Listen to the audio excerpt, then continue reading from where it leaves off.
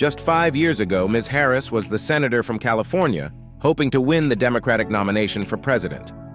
She began her career in the Alameda County District Attorney's Office and became the district attorney, the top prosecutor, for San Francisco in 2003. She later became the first woman and the first black person elected to serve as California's Attorney General, the top lawyer and law enforcement official in America's most populous state. She used this momentum to propel her successful run for California's junior U.S. Senator seat in 2017, but her presidential aims were unsuccessful in 2020. Her adept debate performances were not enough to compensate for poorly articulated policies. Her campaign died in less than a year, and it was Mr. Biden who returned the now 59-year-old to the national spotlight by putting her on his ticket. Gil Duran, a communications director for Ms. Harris in 2013, called it a big reversal of fortune. Many people didn't think she had the discipline and focus to ascend to a position in the White House so quickly, although people knew she had ambition and star potential. It was always clear that she had the raw talent, Duran said.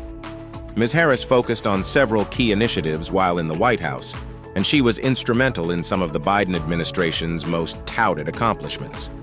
She set a new record for the most tie-breaking votes cast by a vice president in the history of the Senate, helping pass the Inflation Reduction Act and the American Rescue Plan, which provided COVID relief funds, including stimulus payments.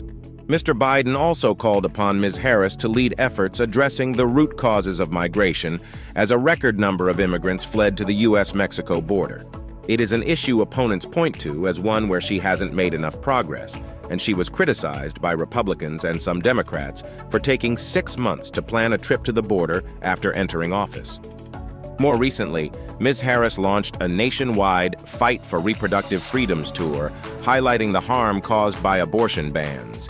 She called on Congress to restore the protections of Roe v. Wade after the Supreme Court overturned the constitutional right to abortion in 2022.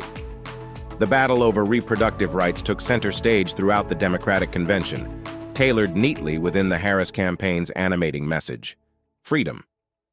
In her crucial DNC address, Ms. Harris criticized her opponent, Donald Trump, over Republican plans to restrict abortion access.